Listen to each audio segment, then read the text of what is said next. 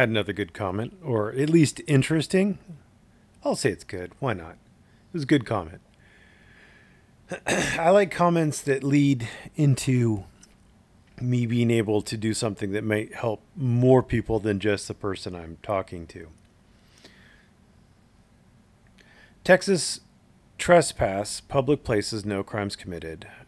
40-year fitness says, very good info. Not that I like these court decisions, but that would be best fixed by state legislatures. Yes, that if you actually think something needs to be changed, instead of getting arrested for trespass, which will just get you put in jail, write your state assembly, your state legislator, your governor, write to people who you think can get that legislation changed. Because if the courts aren't going to do it, because the courts have already determined that they're constitutional. It'd be great to craft a law that would stop vindictive government employees from trespassing a person they don't like. Anthony v. State did that. That was the one where the police could trespass anybody they wanted to from the park, even if that person didn't violate any park policy. That's the whole reason why Anthony v. State, it violated constitutional, it was vague, constitutionally vague, and it violated procedural due process. And they said, well, like California passed Penal Code 148G, making it clearer for the police, and the public what is okay, instead of having to sue if you think they trespassed you for discriminatory reason. The law works best when it's clear. Yes, the law does work best when it's clear. 148G was not written clearly, but we can clarify that. We're going to clarify that. 148. 148G. So it says it applies to subdivision A, but then it continues on after that, and that is a little confusing, and that makes me sad. But I have two ways that I think I can prove to you that it was not intended to apply to all laws. The person taking the photograph or making the recording is in a place where he or she has a right to be, does not constitute reasonable suspicion to detain the person or probable cause to arrest the person. If we take that to mean for all laws, then we have to deal with this law. This is 647 J1. A person who looks through a hole or opening into or otherwise blah blah blah with a camera into the interior of another area where the occupant has a reasonable expectation of privacy with the intent to invade the privacy of a person or persons inside. So you stand in the hallway where those little changing room booths are. You have a right to be there. You're a customer. And you have your cell phone. And you stand where you have every right to be, and you hold the cell phone up above your head, or maybe you hold it down low at your feet so you can see over or under the changing room door, and you film some person in a state of undress. That's what this law is designed to stop. Now, you are in a place where you have every right to be, the hallway. And all you're doing is recording or photographing. Are you going to try to tell me that the police would not be able to say that you filming by itself, that's all you're doing, you're just filming? Are you going to tell me that they're going to say that they can't detain you or arrest you because of 148G? Obviously they can. So it doesn't work. But then the other one is 69. Again, California Penal Code 69. The fact that they had to write it in for this one, which is very similar. Every person who attempts by means of any threat or violence to deter or prevent an executive officer from performing any duty. And then they have B, where just because you're taking a photograph or making an audio or video recording, while that executive officer is in a public place or you are where you have a right to be, does not constitute in and of itself a violation of subdivision A. If 148G applied to everything, they would not have to put this in here as well. And yet they added this at the same time that they added 148G. So that is evidence, that is prima facie. No, it's not really prima facie evidence, but it is evidence that 148G does not apply to the whole penal code. And I would love to give you a case that says that, but when I was at the law library today, I was actually looking up California trespass laws for maybe doing a video on it. As luck would have it, Mr. 40-year fitness is giving me an opportunity to do that now. But I actually did look up to see if 148G had any case law on it. I couldn't find any. So either it hasn't been challenged past the trial court or it's been in a decision. No, because LexisNexis, I looked for it in the annotated codes and I actually looked for it on LexisNexis and I couldn't find anything on 148G. So it doesn't mean it doesn't exist. It could be my search skills are weak, but there you go. So then he says, and this is the coup de grace, this is where we're going. So they can still tell you to leave if you're filming. Got it. But that's the exact thing I'd like to see stop. Well, as luck would have it, in California, it is next to impossible to trespass someone. California Penal Code 602 is a mile long, but there aren't very many things that will apply to public property. The big one, as we will see, is 602K, entering any lands, whether unenclosed or enclosed by fence, for the purpose of injuring any property or property rights with the intention of interfering with, obstructing, or injuring any lawful business or occupation carried on by the owner of the land, the owner's agent, or the person in lawful possession. That's the big one. That's the one that we're going to look at cases on, because that's the one you'll typically see. Now, there are a couple others that could theoretically work. Q, refusing or failing to leave a public building of a public agency. Why aren't you doing your little thingy? During those hours of the day or night when the building is regularly closed to the public. Yeah, so yeah, if a public building closes, I think everybody knows you can get trespassed from it. I haven't seen any auditors try to audit inside a building after it's closed. I guess that could theoretically happen. And then there's T. T is the one I think that started the whole you have to commit a crime before you can be trespassed from public property. I could be wrong about that. But in T, you can get trespassed from property whether or not generally open to the public. But the kicker on this one, the reason why you're not going to see it very often is it only applies to a person who has been convicted of a crime committed upon the particular private property. You'll see this in malls. Somebody gets arrested and then convicted for shoplifting in the mall. They'll be trespassed from the mall. T works very well for that. Somebody like domestic violence situation, you could, if they're not the owner, obviously, and they get convicted of having done that battery, you can use T to trespass them if they return. Typically, the domestic violence will come with a restraining order, and if it's an issue, you could usually get that restraining order extended permanently, but it doesn't always happen. So this would be a way you could do it. So those are the big way. And then 602.1 is a light version of 602K. And it comes in two flavors. It comes in the just regular old business establishment, and then there's also the public agency portion.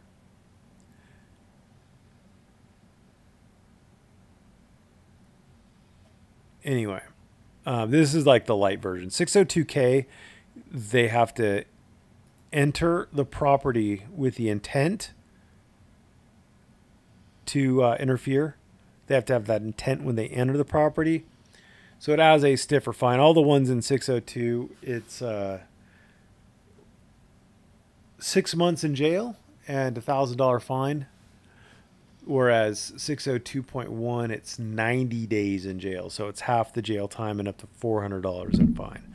So it is a lower amount, because this one, it's just like you're there, you get pissed off because you don't like the service, and you start screaming and hollering, they could trespass you under 602.1A. Be like, get the F out of here. And then if you don't leave, they gotcha. But because you didn't enter with the intent, there you go. So we've got a couple cases. This is the Mater Picker case. Henry Wallace. Henry Wallace, some people went to the California State Fair. They posted up near a tomato picker because, you know, that's a big attraction at the California State Fair. Got to pick them maters.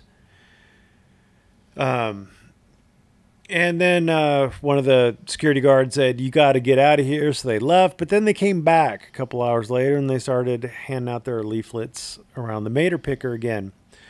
And because the testimony of everybody said that people could still get to and interact with the Mater Picker, and these people who were leafleting weren't blocking anybody, the court said they're not there interfering with anything. So, yeah, it's not a 602K. Then there's Inri Ball. Inri Ball, people went to the happiest place on earth, or so I'm told, Disneyland. They went to the Disneyland parking lot. And they set up a little table near a tram exit. Apparently, maybe they still do, but at least they did have trams to carry people from the parking lot to the park. And so these people went in there and they set up their little table to leaflet, or I don't know, doesn't really matter. They set up their little table to hand out their little information, and Disneyland, not wanting their patrons to deal with that, shut that tram station down. They just bypassed it, so people couldn't get on or off the tram there. So their patrons had to walk further. Now, because it interfered, they intended to do what they did, and it interfered with Disneyland's business, because, you know, they had to reroute people around it. Then this one, they got convicted of 602K. Now you'll notice they're both First Amendment deals, but they don't deal with photography. But I like the First Amendment. So what about 602.1? Well, we got a couple cases on that too. This is Dubner. Oh Lord, I was way down there. Dubner v. City and County of San Francisco. She was a photographer. I believe it was a she. Robin. I'm going to go with it was a she. If I remember correctly, they said it was a she. This was from 2001. I guess at that point in time, I shouldn't assume gender. Back in the 1970s, you could totally assume gender. Anyway, so this Robin Dubner was at an event and was taking photos. Not really causing any issues, but there were people protesting at this event. They were protesting animal cruelty or some such nonsense. And so the police were called. They went out. They talked to the event organizer. It was a building. It was a publicly owned building that had been rented out. And she was on the property of the building, but she wasn't inside the building. So the police were like, hey, you know, just fill out this citizen's arrest form, and we'll go ahead and we'll make sure that your problems go away. So the event operator signed his name to it. Didn't fill out any names or details. Not that that really matters. But the police were enforcing this, and they were telling everybody to get off the property. And one of the police officers approached her and said, you got to get off the property. And she said, well, what about this dude? Pointing at one of the event goers who she happened to be interviewing at the time. And the police were like, oh, you're done. And they arrested her. So the lovely thing about 602.1 is that there are only two things you need to prove.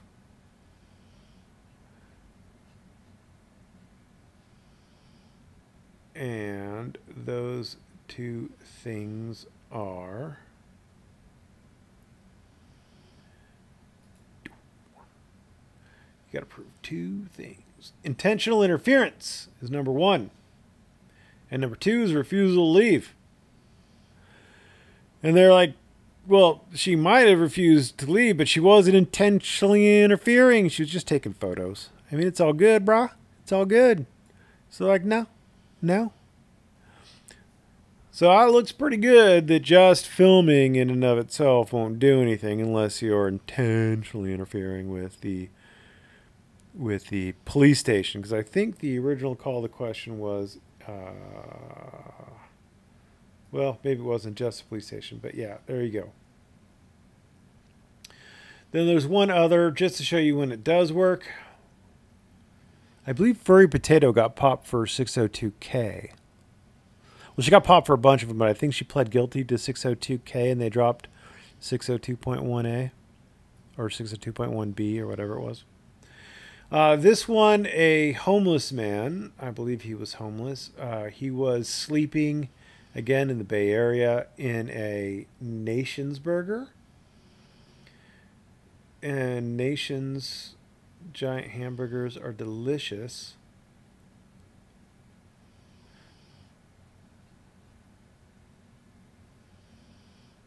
It was a Nation's Burger. I know it was.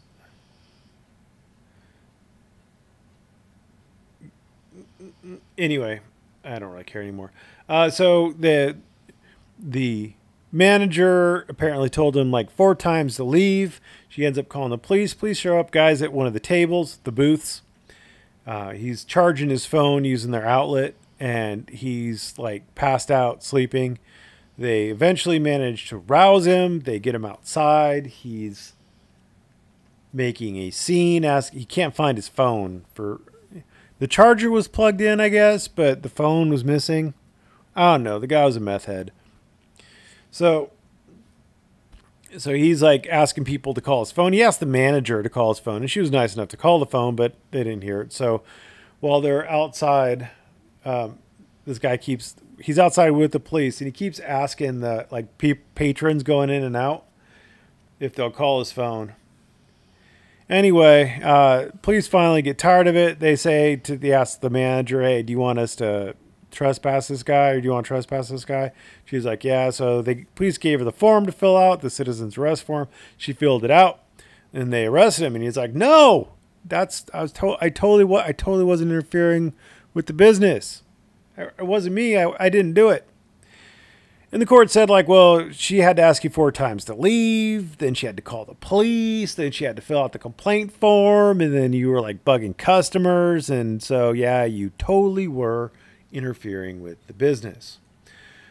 So back to this right here. They could tell you to leave if you're feeling, yeah, they could tell you to leave, but can they trespass you?